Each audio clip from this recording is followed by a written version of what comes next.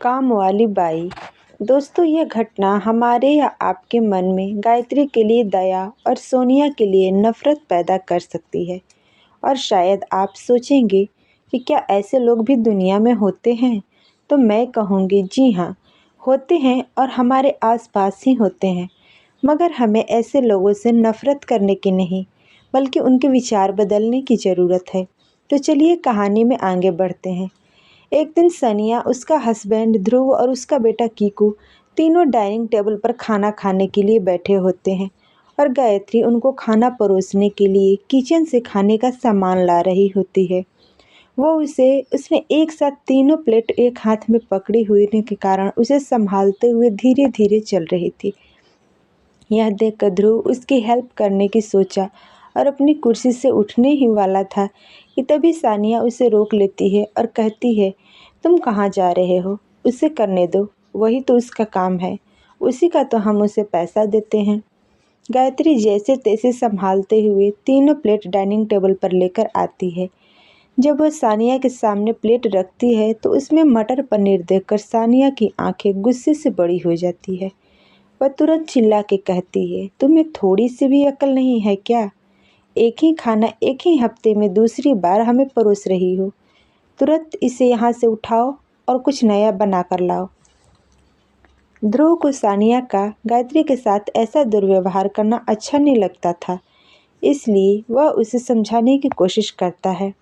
वह सानिया से कहता है कि तुम्हें किसी से भी ऐसे बर्ताव नहीं करना चाहिए, क्योंकि हर इंसान अपने काम में कितनी मेहनत लगा रहा है, हमें उसका अंदाज़ा नहीं होता।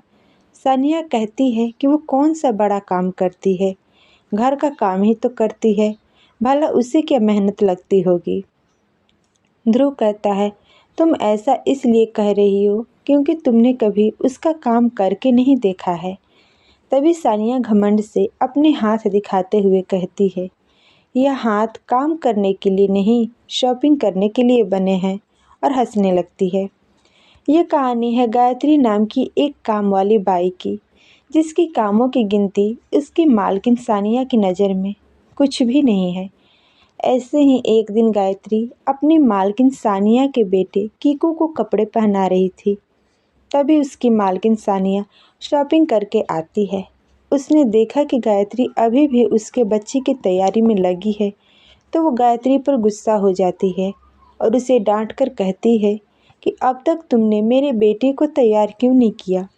गायत्री बड़े अदब से अपनी मालकिन को कहती है कि माफ़ कीजिए मैडम, मैं दूसरे कामों में लगी हुई थी, इसलिए थोड़ी देर हो गई। सानिया आंखें दिखाते हुए कहती है, ऐसा कौन सा बड़ा काम करती हो?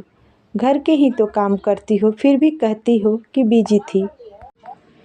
गायत्री अपना काम बड़े ही ईमानदारी से करती है, फिर भी सानिया की सब बातें शांति से सुन लेती है और कहती है कि माफ़ कीजिए मैडम, मैं अभी फटाफट बाबा को तैयार कर देती हूँ। सानिया अपने साथ लाया हुआ सामान नीचे ज़मीन पर पटकते हुए कहती है, ठीक है, इसे तुम मेरे रूम में पहुँचा देना। और हाँ, मेरे बेटे की टी शर्ट पर अभी भी सिलवटें नज़र आ रही है, इन्हें इस्त्री करके सही करो। मैं दिन भर शॉपिंग करके बहुत थक गई हूँ और अपने रूम में नहाने जा रही हूँ। गायत्री अभी भी शांत है और सिर झुकाकर कहती है, जी मैडम, और सानिया वहाँ से चली जाती है। इसी तरह एक दिन जब गायत्री किचन में बर्तन धो रही होती है, तभी सानिया किचन में जाती है और पीछे से उसे आवाज़ देते हुए कहती है कि जल्दी जल्दी यह काम ख़त्म करो, तुम्हारे लिए और भी कई काम हैं। अचानक तेज आवाज़ सुन के गायत्री हड़बड़ा जाती है और उसके हाथ में जो प्लेट होती है वह नीचे गिरकर टूट जाती है। जैसे ही सानिया की नज़र टूटी हुई प्लेट के ऊपर पड़ती है, वह गुस्से से आग बबूला होकर गायत्री को खरी खोटी सुनाते हुए कहती है कि तुम्हें पता भी है ये प्लेट कितनी महंगी है। गायत्री माफ़ी मांगते हुए कहती है, मैडम, हमसे गलती से टूट गई, मैं नई प्लेट खरीद के ला दूँगी। यह सुनकर सानिया अब और ज़्यादा गुस्सा हो जाती है और कहती है, अच्छा, अब तुम गलती भी करोगी और उल्टा जवाब भी दोगी। ठीक है, लगता है कि तुम्हें अब सबक सिखाना ही पड़ेगा। अपना सामान उठाओ और दफ़ा हो जाओ यहाँ से। मैं तुम्हें अभी इसी वक्त नौकरी से निकाल रही हूँ। यह सुनकर गायत्री की आंखों में आंसू आ जाते हैं और वह सानिया से कहती है कि मैडम, मेरे साथ ऐसा मत कीजिए, मुझे इस नौकरी की बहुत ज़रूरत है। मगर वो गायत्री की एक नहीं सुनी और उसे नौकरी से निकाल देती है। तभी ध्रुव अचानक किचन में आ जाता है और सानिया से पूछता है कि क्या हुआ, इतना शोर क्यों हो रहा है। सानिया ध्रुव को सारी बात बताई और कहती है कि मैंने गायत्री को नौकरी से निकाल दिया है, तुम कोई और काम वाली बाई रख लो। मगर ध्रुव उसे साफ साफ शब्दों में मना करते हुए कहता है कि बस अब बहुत हुआ, मैं किसी भी नई काम वाली बाई को काम पर नहीं रखने वाला हूँ। अगर तुम्हें लगता है कि गायत्री का काम इतना आसान है तो तुम ही घर का काम संभालो, और हाँ, अगर तुम मना करोगी तो शॉपिंग के बारे में भूल जाओ, क्योंकि मैं तुम्हें उसके लिए अब क्रेडिट कार्ड नहीं देने वाला। ध्रुव का ऐसा बदला हुआ रूप देखकर सानिया उसे देखते ही रह गई और वो सोचने लगी, घर का काम कितना मुश्किल होता होगा, वह तो कर ही लेगी। ऐसा सोच के वह काम करने के लिए राजी हो गई। दरअसल ध्रुव का सानिया से वो सारे काम करवा के ऐसे बर्ताव के पीछे का कारण बड़ा ही साफ साफ समझ में आ रहा था कि जिन कामों को या ऐसे काम करने वालों को सानिया तुच्छ समझती है, उन्हें करने के लिए कितनी मेहनत और लगन लगती है, सानिया इसके बारे में जान सके।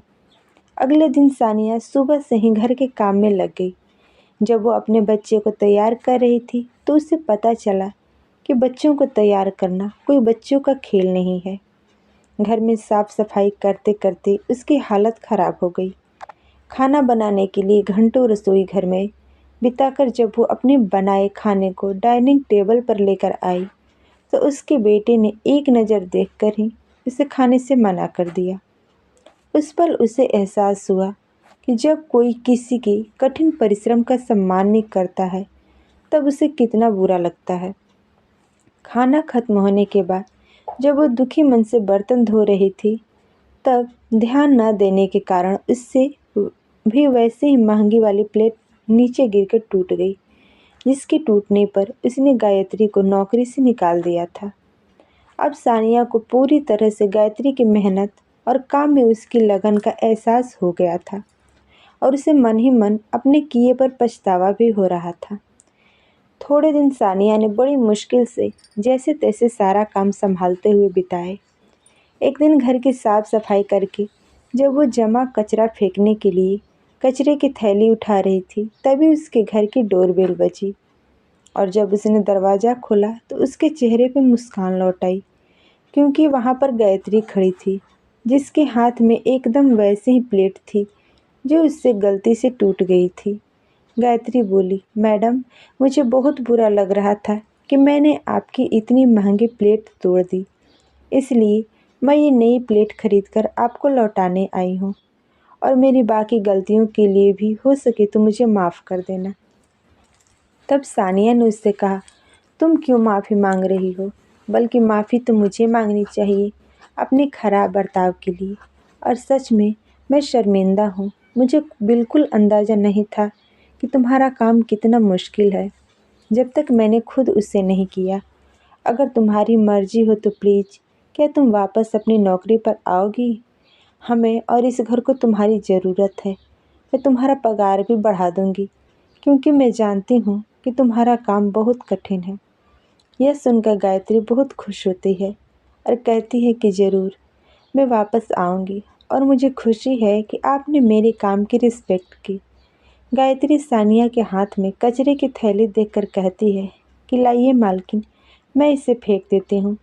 लेकिन सानिया उसे मना कर देती है और कहती है, ये मुझे करने दो और अब से मैं तुम्हारे काम में भी मदद करूँगी। बस इतना बता दो कि इसे फेंकना कहाँ है। और दोनों हंसने लगती है।